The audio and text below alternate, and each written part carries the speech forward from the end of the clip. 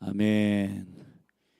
이게 시편 71편 우리 각자 다시 한번 좀 긴 내용이긴 한데 각자 읽고 한 15분 정도 여러분께 드릴 테니까 각자 읽고 소 제목을 붙이고 또 이 전체적인 다윗의 시가 어떤 영적인 흐름 안에서 대언되고 지금 그 입술에 물리고 있는지 우리 성령 안에서 한번 깊이 다시 한번 여러분의 입술로 영어로 읽으면서 속으로 붙이고 소 제목 붙이고 말씀 핵심을 좀 정리해서 우리 적어 보십시다.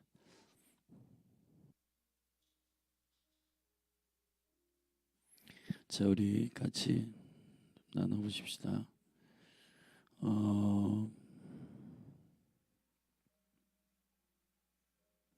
찍고 있어요? 시편 71편 우리 여러분 걸 쉐어링하기 전에 한 가지 묵상의 팁을 좀 먼저 잠깐 나누고 여러분이 이제 묵상한 것들을 좀 함께 나누십시다. 이 묵상하는 하가의 흐름 가운데 매우 중요한 것은 시편 같은 경우 읽을 때 스토리가 아니기 때문에 이해하기가 쉽지 않죠. 그리고 이 언어 자체가 일단은 다윗의 일단은 표면적으로는 다윗의 시이지만 이 다윗의 고백이 또 이 기도가 시간과 공간을 초월한 계시적인 의미를 내포하고 있다는 사실을 염두에 두고 여러분이 읽어야 될 거예요. 이게 무슨 얘기냐면 우리가 주님 앞에 고백하고 또 선언하는 이러한 대언적 기도와 찬양들은 예를 들어 이스라엘의 그 국가적인 상황 속에서 애굽에서 나와가지고 홍해를 건너잖아요. 근데 이제 홍해를 건너는 이 사건이 이스라엘 백성들에게는 애굽의 군대를 피하여 도망가며 여호와께서 열어주시는 그 바닷길인데 그것을 후대에는 이것을 그렇게 후대의 사람들이 해석한 게 아니고 이미 홍해 사건 자체가 예언적이고 계시적인 의미를 이미 가지고 있단 말이에요. 그거는 바울이 고린도전서 10장에 세례라고 했어요. 세례. 그러니까 우리가 이 구원의 역사 가운데 이 구원의 역사의 여정 속에서 물속으로 들어간다라고 하는 이 예언적 매개는 죽음을 의미해요. 죽음. 그런데 예를 들어서 우리가 이스라엘의 역사를 조금 잘 예언적 묵상으로 그 흐름들을 정리해 보면 예를 들어 홍해와 요단을 건너는 두 번의 동항이 있는데 홍해의 동항은 이스라엘이 죽는 게 아니에요. 누가 죽어요? 홍해에 누가 죽었어요? 애굽 군대가 죽는 겁니다. 그리고 요단의 도강을 할 때에는 누가 죽는가? 그는 앞에 제사장들이 어깨를 나란히 하여 백성들보다 앞에 제사장들이 법궤를 어깨에 메고 요단을 밟을 때 요단이 갈라지죠. 그리고 백성들이 따라서 걷게 되는데 근데 이 제사장들이 어깨를 나란히 하는 이 자기 의지와 신념의 죽음은 결국 통치적 백성으로 가기 위한 이 여정 가운데 두 번의 도강이 우리에게 내포하고 있는 예언적인 의미를 이미 가지고 있단 말이에요. 근데 여러분 이렇게 생각하시면 안 돼요. 신약의 백성들이 성도들이 이스라엘의 그 역사와 경험들을 보고 이건 이런 의미가 있는 것 같아. 이거는 이런 의미가 있어라고 그들이 정해서 해석한 게 아니란 말이에요. 여러분의 삶 가운데 지금 경험되어지고 여러분의 삶 가운데에 진행하고 있는 어떠한 사건 그리고 그 스토리는 반드시 하나님께서 후대의 영혼들이나 혹은 여러분의 이 절대적인 시간, 이 인생 100년을 사는 동안의 이 시간을 절대로 헛되게 보내지 않는 인생이 되도록, 예를 들어 요셉이 꿈을 꾼다든지 하는 건 우리가 이 스토리를 이야기할 때 요셉의 그 개인적인 꿈이고 그 형제들과 화해하고 뭐 이런 일이겠지. 그러나 그 요셉이라고 하는 한 사람의 선두주자를 통해서 성경은 가족 전체를 구원하시는 하나님의 하늘의 모략과 전략을 그 안에 담아놨단 말이에요. 그러니까 여러분들은 지금 여러분에게 묻겠습니다. 여러분은 요셉보다 존귀하지 않나요? 성경에 기록되어 있는 이 사람들만이 그들의 삶만 예언적이고 그들의 삶만 특별한 하나님의 구원의 역사를 담은 예언적이고 계시적인 라이프를 산 것이냐? 아니라는 거예요. 오늘 이 마지막 때에도 믿음의 사람들이 믿음으로, 아벨은 믿음으로, 아브라함은 믿음으로 살아는 어떤 하나님의 구속의 시간 안으로 들어가는 결단과 믿음의 선언이 필요하고, 아멘. 갈대 우리에서 만약에 아브라함이 하나님의 콜링을 듣고 반응하지 않았으면 여전히 아브라함도 갈대 우리에서 있었을 거예요. 그러나 하나님께서 그를, 아브라함을 콜링하셔가지고 여호와의 말씀을 쫓아가는 그 여정 속에 하나님의 열심을 통해 그 놀라운 삶, 그것을 통해서 믿음이라는 게 뭐고, 로마서에서 바울이 쫙 밝혔던 것처럼 믿음이 뭐고 하나님의 약속을 믿음으로 수용한 자의 삶에 어떠한 경륜과 하나님의 나라를 선포하고 그 기업을 열어가는 자가 되는 것임을 그 아브라함을 통해서 주님께서 계시하시고 여는 거죠. 그죠? 오늘도 마찬가지예요. 여러분이 이 시편의 이 말씀과 이러한 자기 경험들을 하나님께서 나에게 우연이 아니라 필연적으로 허락하신 이런 일들을 뭐 매일 똑같이 24시간 뭐 지나가고 넘어가네, 지겨워 죽겠어. 자, 이러한 삶으로 여러분이 보편적이고 나쁜 의미에서 보통의 어떤 시시한 의미에서 별로 뭐 의미도 없는 인생 내가 매일매일 살아, 그렇게 하면 여러분의 인생은 그냥 그렇게 되는 거죠.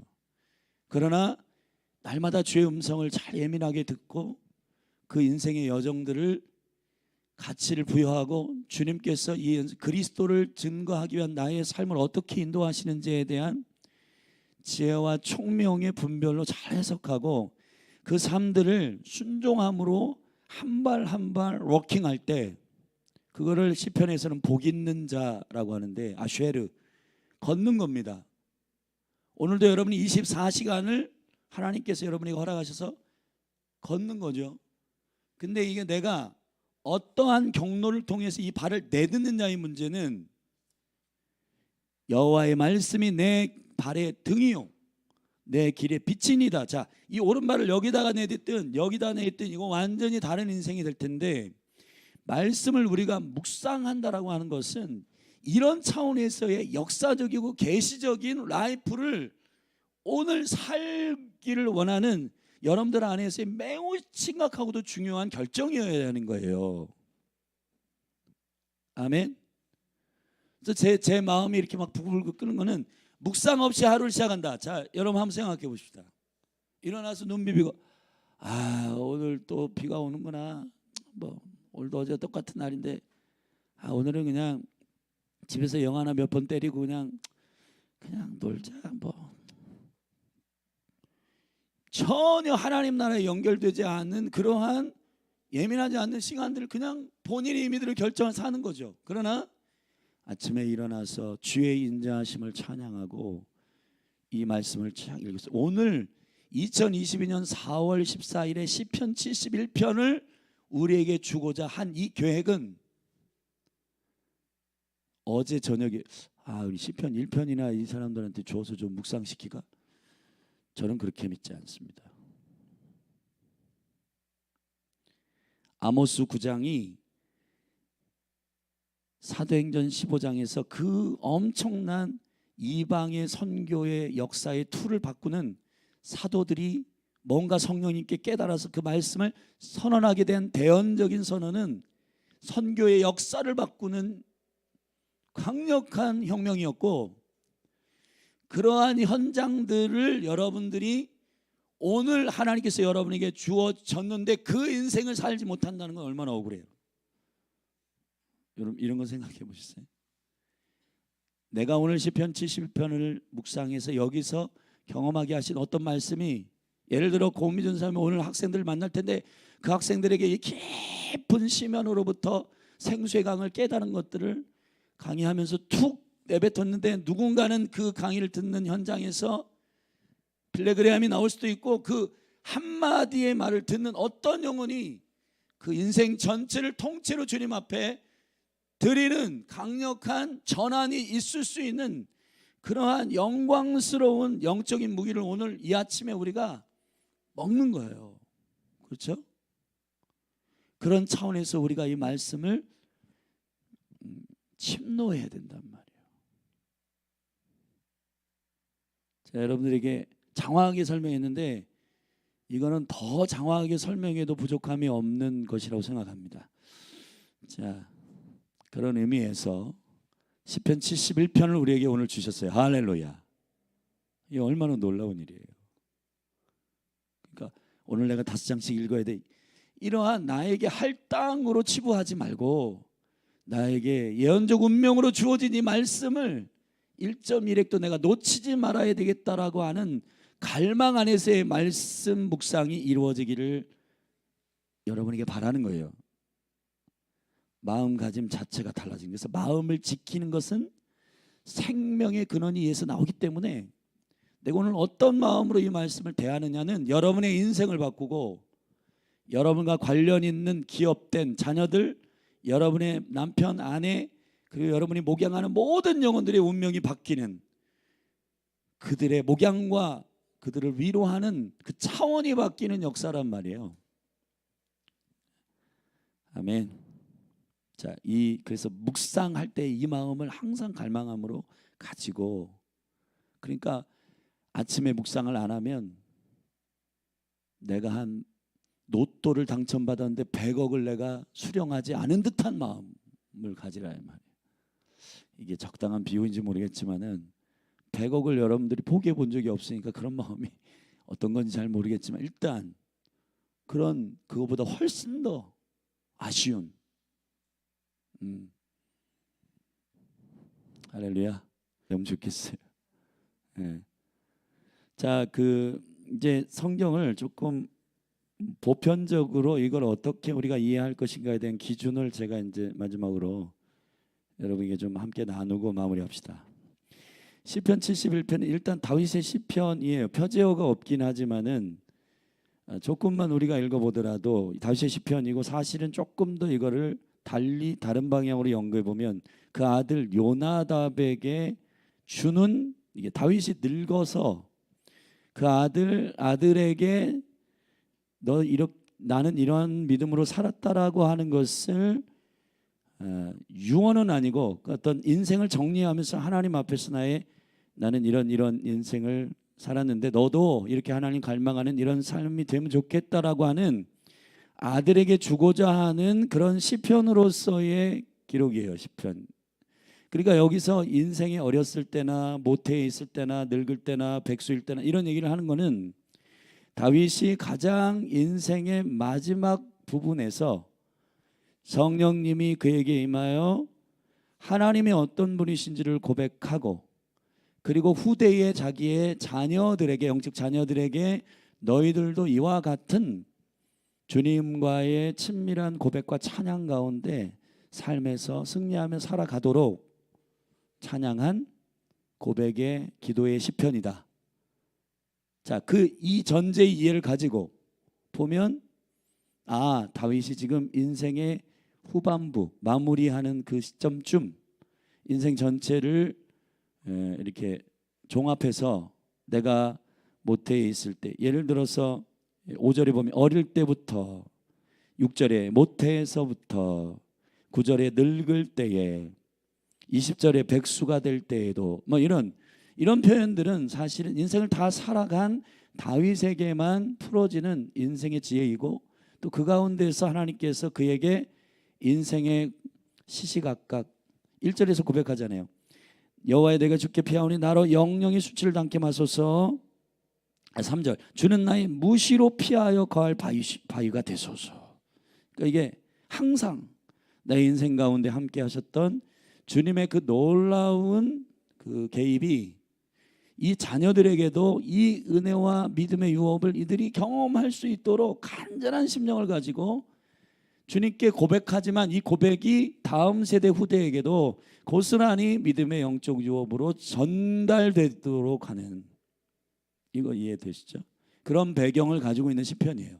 저는 이 시편을 세 단락으로 나누는데 1절부터 4절은 현재적 기도란 말이에요. 주님, 내가 지금 이 인생의 마무리 가운데 이렇게 서 있는데 주님 지금도 이렇게 해 주십시오 라고 기도하는 1절부터 4절의 고백이죠. 그 다음에 5절부터 13절은 과거 어렸을 때부터 내가 이렇게 나이가 들 때까지의 여정을 쭉 한번 파노라마처럼 쭉 상기하면서 내가 이렇게 살았고 주님 나를 대적하는 원수들도 있었는데 그러나 내가 그때마다 이렇게 찬양했고 하나님께 의지했고 나의 소망이신 주님을 신뢰했고 그랬습니다. 내 안에 있는 믿음은 이런 것이었습니다 라고 이렇게 고백하는, 그게 이제 과거를 회상하면서 하는 그 시간적인, 한번 생각했어요. 다윗을 한번 여러분 생각해 보세요. 다윗이 주님을 찬양하면서 이 고백들이 다음 세대에게 고스란히 영적으로 전달되기 위하여 주님 이렇게 해주시고 현재적 기도를 한 다음에 과거에 어렸을 때부터 쭉 이것들을 하나님께서 기억하게 하시면서 내가 어떻게 주님께 반응했고 주님이 나의 인생의 누구이신가에 대한 그 구구절절한 소망의 고백들이 쭉 올려지는 중간 단락에 있어서의 그게 이제 과거적 회상을 통한 하나님이 신실하게 이끄시는 그 믿음의 고백이 이제 중간 토막에 있고, 마지막에는 미래적 이렇게 될 것입니다, 이렇게 되리이다, 이 미래적인 그 믿음의 선포. 그리고 이것은 그리스도 안에서는, 하나님 안에서는 그가 영원이시기 때문에 나의 현재, 과거, 미래의 모든 영역 시간을 초월하여 나의 인생에 간섭하시고 그렇게 소망이 되시는 여호와 하나님의 향한 그 믿음으로 미래적인 그 고백을 하고 있는 거예요. 그래서 14절부터 24절 보면은 내가 이렇게 하리이다, 내가 이끌어 올리리이다, 위로하여 주십시오, 내가 찬양할 것입니다, 이제 내가 앞으로 더 그렇게 할 것입니다 라고 하는 미래적 믿음의 선포가 이제 후반에 있는 거예요.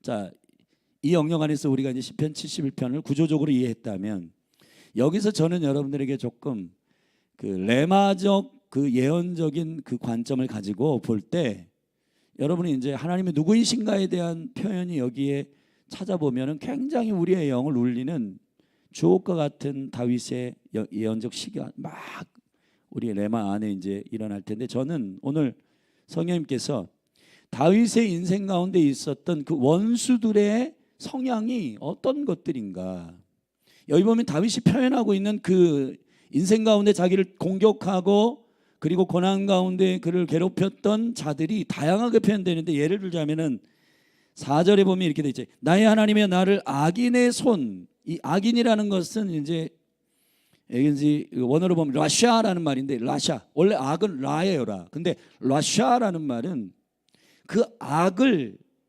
진리의 기준으로 선포하는 자, 그걸 라샤라고 해요. 그러니까 다윗이 누구에 의해서 그 인생 가운데 하나님을 더 신뢰하도록 믿음이 일어나게 되냐, 그 대적의 종류 중에 하나가 누구냐면 라샤야. 근데 이 라샤들은 곧 어떤 사람들이냐면, 여기에 구체적으로 다윗이 그 경험을 설명하는 불의한 자이고 그 다음에 흉악한 자라고 표현했죠. 불의한 자, 흉악한 자래요. 이 라샤들은 진리가 아닌 것을 진리라고 우겨대는 자들, 이 라샤들이야. 얘네들은 주님이 나의 소망이고 나의 의고 나의 진리인데 그 의로 나에게 얘기해 주는 자들이 아니라 때로는 달콤하게, 때로는 협박으로, 때로는 막 이렇게 위협으로 이게 진리야, 이게 맞는 거야 라고 하면서 나의 인생을 혼란스럽게 했던 라샤들, 그 라샤들이 있었다는 거예요. 근데 바울이 뭐라고 얘기하냐면 그 장중에 그들에게서, 그 장중에서, 그들의 손에서 나를 피하게 해주십시오. 이게 이 다윗이 얼마나 구체적으로 고백하고 있는지 저는 깜짝 놀랐어요. 그러니까 예를 들어 7절에 보면은 이제 아까 우리 현빈이 형제가 무리라고 했는데, 이 무리가 사실은 많이 모여 있는 군중이 사실은 우리에게 무슨 뭐 공격을 할 그 사람들이 우리의 대적이 돼요? 그런데 사실 예수님을 십자가에 못 박은 것도 무리 군중이었고, 그 무리들이 뭐라고 하냐면 히브리어로 라브라고 하는데, 이 라브는 어떤 사람들이냐면 많은 쪽수를 가지고 권위를 가지고 있는 자들을 얘기하는 거예요. 예를 들자면 이런 거야. 절대적인 진리를 가지고 우리를 설득하거나 합리적으로 우리에게 말하는 자들이 아니라, 야, 너 혼자만 그래도 너 혼자만 그렇게 사는 거예요. 요즘 다 100명은 이렇게 살거든. 청년들 다 스펙 쫓아가거든. 너 이렇게 스쿨하도 라스트 스쿨 뭐다 그래가지고 일주일에 이틀씩 여기 나와가지고 아침부터 오후까지 뭐 하는 짓이요? 다른 청년들은 지금 돈도 벌고 아르바이트하고 연애도 하고 지금 스펙 쌓느라고 난리 났는데 너 뒤처진다. 너만 그래. 너 그렇게 너 하는 거 너 굉장히 너 굉장히 희소 가치가 있는 친구야. 너 그런 식의 인생 살면 안 돼. 근데 막 그런 식으로 막 이렇게 뭐랄까 그 무리적 권위를 가지고 우리는 이게 진리라고 믿는다. 와 맞습니다라고 이렇게 선동하는 그런 느낌 있잖아요. 이해되시죠? 그때 다윗이 아까 우리 현빈이 형제 고백한 것처럼 그때 오히려 나는 여호와를 찬양하고 주님을 존중하는, 그러니까 이 무리의 권위를 존중하는 게 아니라 주님을 존중하고 주님으로부터 나오는 그 진리를 사모하고 오히려 그분을 소망하는, 그것으로 이 무리들의 대적됨을 이겼다는 거야. 이게 후대에게 있어서 이 요나담이나 그 다윗의 그 후대의 자녀들이 이걸 들을 때 그렇구나. 지금 우리는 사실은 구체적으로 이런 은혜가 있고 이런 은혜가 있지만은 후대 사람들이 다윗의 이 구구절절한 그 노장이 영적인 용사였으며 노장인 다윗의 입에서 나오는 이 엄청난 진리를 듣는 거야. 이런 사람이 대적이다. 이런 사람이 너의 인생을 공격할 것이다. 이런 거. 이런 거는요. 다윗의 엄청난 그 인생을 통한 하나님 축적되게 하신 지혜란 말이에요. 그렇죠? 그 다음에 제가 발견한 건 10절에도 보면은 그 4절에도 원수라고 했고 10절에도 원수라고 했는데 사실은 한국말로는 똑같이 원수잖아. 근데 4절에는 라샤고 10절에는 오예부라고 하는 이 원어는, 오예부라고 하는 말은 이 무슨 말, 영혼을 엿보고, 그러니까 뭐냐면 관음증에, 그러니까 악한 의미로 우리를 이렇게 정탐해 가지고 제 흠이 없나 이렇게 보는 게 그게 오해부야. 그러니까 다윗이 말하고 있는 이 원수들의 경향들은 어떤 거냐면 하나님의 나를 살피시고 사랑으로 우리를 돌보시고 그런 차원의 살핌이 아니라 두 손이 이제 시험도 안 갔고 참 무슨 정신으로 사는 거야 이런 거. 그러니까 이 사람의 흠과 단점을 찾아내기 위해서 현미경을 드러내는 자들, 그걸 오해부라고 그래요. 그러니까 다윗이 얼마나 구체적으로 지금 자기의 대적들을 영적인 그 깊이 있는 통찰력으로 설명하고 있는지 아시겠죠? 우리는 단지 이제 그래서 저는 억울한 게 이제 한국 성경으로만 보는 이게 너무 억울해요, 여러분. 이게 원수는 원수고 뭐 대적은 대적이다 이렇게 여러분 우리 그냥 넘어가지만은 다윗이 고백한 건 그 수준의 깊이가 아니라는 것이에요. 그러니까 그런 이제 원수들, 그 10절에 보면 원수들이 내게 대하여 말하고 나를 쫙 살펴가지고 단점을 살피다가 야야 너 그럴 줄 알았어, 너 이런 자지, 너 이런 거 있지, 그러면서 우리를 굉장히 현저하게 우울하게 만드는 바로 그 대적들, 원수들 말이에요. 말하며 나의 영혼을 엿보는 자가, 그 엿보는 자라고 표현해. 엿보는 자가 서로 꾀하여. 그러면서 또 얘들끼리 또 얘기해. 야, 쟤 그렇지. 현빈이 이제 좀 그런 거 있지 않아? 그러면서 막 뒷담화하고 막 이렇게 하면서 막 눈덩이처럼 막 이렇게 굴려가지고 모함하고 막 이런 거. 그게 오해부의 짓이란 말이에요. 오해부의 짓. 라샤의 짓, 오해부의 짓. 그 다음에 그 라부 무리들의 어떤 누구도 주지 않는 권위, 지옥으로부터 온 그런 이상한 메뚜기 권위, 막 때로 몰려다니면서 막 하는 그런 이상한 질, 그런 권위 있잖아요. 선동하는 권위들. 13절에도 보면 대적이라고 했는데 이게 이제 우리가 아는 사탄이에요. 사탄. 13절에 보면은 내 영혼을 대적하는 자로. 그런데 여기서 다윗이 쓴 단어가 사단이란 말이에요. 사단. 이 사단은 원래 고발한다 이런 말이에요. 고발하는 거. 고발. 쟤는 저래서 안 되고 쟤는 저래서 안 되고 막 이렇게 하는 거. 그게 사단이에요. 24절에도 보면 마지막 고백, 내 혀도 종일토록 주의 의를 말씀하오니 나를 모해하려던 자가. 그러니까 여기서 다윗이 수많은 인생을 경험하면서 그의 대적들이 다양하게 있었는데 이 다양한 악의 세력들, 하나님의 의의를 가지고 있지 않은 이 개인이든 무리든 어떤 그 모함하는 자들의 어떤 그 세력들이 어떤 성향을 갖고 있는 자들은 정확하게 알고 있는 거예요. 저는 깜짝 놀랐어요. 이 시편 71편을 이렇게 쫙, 와, 이 영적인 통찰력이라고 하는 거는 그 원수를 정확하게, 용사, 아까 우리 두선 형제가 용사에 대한 얘기를 했는데 용사는 뭐냐면 적을 아는 거예요. 적을. 다윗이 왜 이렇게 승리가 있었는가? 왜 이렇게 다윗이 나가는 싸움마다 승리하고 싸워서 이겼는가? 그건 바로 적들을 정확하게 알았기 때문이다. 자, 이제 마무리합니다. 71편의 다윗의 시편은 그래서 다음 세대에게 유업으로 줄 만한 엄청난 주옥과 같은 말씀이에요.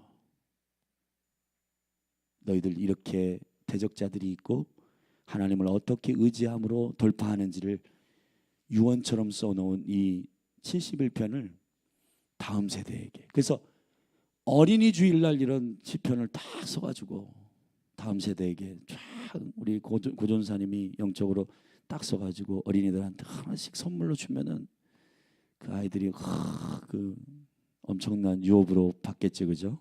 뭐 그런, 이거는 그냥 예를 들어서 제가 생각해 본 거예요. 그런 청소년들에게 우리 강조전사님이 이거를 깊이 묵상해가지고 다윗이 다음 세대에게 주는 그 엄청난 생명의 유업들을 쫙 해가지고 청소년들에게 너희의 삶을 이렇게, 너희 삶 속에 이런 대적들이 일어날 텐데 이렇게 이겨라. 그럼 쫙 좀 설명하고, 할렐루야. 얼마나 좋을까요? 그런 이제 마음을 가지고 저도 이제 많은 영혼들을 말씀으로 인도하고 가르치는 목회자로서, 야, 다윗의 그 깊은 영성은 정말 엄청나구나. 제가 좀 질투도 느끼면서 주님, 저에게도 이러한 깊은 진리의 생수를 먹여주시고 다음 세대들에게 이런 하늘의 깊은 통찰력을 전할 수 있는 영적 거인이 되게 해주십시오. 그래서 그렇게 기도를 했어요. 저는 이 말씀 묵상하면서. 여러분, 세 분이 오늘 나눠주셨는데 말씀을 묵상한다라고 하는 것은 단지 껍데기를, 포장지를 열어가지고 건드리고 마는 게 아니라 집요하게 이 말씀을 창념하고 이 말씀을 우리가 지금 묵상한 이것보다 훨씬 더 깊은 말씀의 어떤 은혜가 더 있겠죠, 그죠? 이러한 깊은 하나님의 은혜들이 여러분 안에서 매일매일 막 더 생수가 막 터지면은 그 말씀 듣고 싶어가지고, 여러분 마음속에 그 달콤한 말씀을 청년들이 듣고 싶어갖고, 야, 거기가 막 그런 엄청난 말씀을 막 해준대. 그러면은 저 산골이라도 찾아가고, 그렇지 않을까요? 근데 지금 껍데기만 벗겨서 하나씩 먹어. 뭐 그러니까 뭐가 보편적인 어떤 이 10년 깊은 곳에서의 충격이 없고, 그냥 그런가? 뭐 저 들었던 건데, 뭐 별거 없네. 뭐 시시하네. 오히려 저기 유튜브에 그냥 박명수가 나왔네. 뭐 이런 거죠. 여러분, 말씀에 중독이 걸리게끔 청년들을 현혹할 수 있는 이미 무기는 주어졌어요. 근데 이 생수를 누가 길러서 다음 세대에게 먹일 것인가에 하는 문제는, 이게 오늘 우리 묵상과 하나님의 말씀의 사람으로서 여러분 말 한마디 한마디가 막 하늘을 담아낸 강력한 충격들로 저런 거였어, 저런 거였어, 막 그러면서 청년들이 영으로 막 깨어 일어나 가지고, 할렐루야, 막 기대됩니다. 아멘. 우리 잠깐 기도하십시다. 같이 기도하고, 시간이 좀 갔지만 그래도 좀 쉬죠. 30분에 시작하겠습니다. 우리 제사상 기도, 우리 같이 좀 기도하십시다. 1분 정도, 2분. 여러분이 묵상한 말씀을 좀 붙들고, 이 말씀이 능력이요 실제이니까 하나님, 내 삶에 이 말씀대로 이루어지이다. 우리 그렇게 좀 고백하고 우리 기도하고 마칩시다. 같이 기도하십시다. 하나님 아버지, 감사합니다. 주님, 오늘 이 시편 71편이 다윗의 그 인생을 다 살고 깊은 지혜를 안 다윗의 그 통찰력으로 성령님께서 알려주신 이 놀라운 찬양과 기도의 시가 하나님, 다음 세대 후대에게 낱낱이 선포되고 있습니다. 아버지 하나님, 갈망하는 것은 이 말씀의 깊은 통찰력과 그 인생 전체를 통해서 어미의 태부터 어릴 때부터, 그리고 늙을 때, 그리고 백수 될 때에도 하나님께서 인도하시고, 그리고 하나님 움직이시는 그 당신의 그 놀라운 섭리들을 다윗이 인지하고 영으로 깨워서 하나님의 말씀들이 다음 후대에 낱낱이 조금도 아쉬움이 없이 전달되도록 갈망하고 있는 이 다윗의 갈망이 우리의 갈망이 되게 해 주옵소서. 하나님 아버지, 우리가 말씀을 전달하는 증인입니다. 그리고 목회자입니다. 중보자입니다. 예배자입니다. 주님, 이 자리에서 우리의 정체성을 더 깊이 깨닫게 하시고, 날마다 보편적인 껍데기만 열고 우물가에서 그냥 깔짝깔짝 되는 그런 묵상하는 자가 아니라 깊은 우물 안으로 들어가서 그 깊은 신선한 생수를 길어올려 기다리고 갈망하는 다음 세대와 영혼들에게 이 말씀을 먹이는 강력한 서도적 사역자들, 말씀에 미친 자들, 말씀의 생명을 우물 가운데 길어올려 영혼들에게 먹이는 강력한 말씀을 실현하려는 운반자들이 하나님, 이 스쿨을 통해서 일어나게 해 주시옵소서. 일어날지어다. 하나님 감사합니다. 주님 감사합니다. 오늘 말씀을 묵상한 이 말씀들이 더 깊은 영역에서 우리의 영 안에서 하나님 생명의 지혜가 부어지도록 도와주옵소서. 예수님의 이름으로 기도했습니다. 아멘. 우리 좀 쉬십시다. 쉬시고 우리 제사상 기도.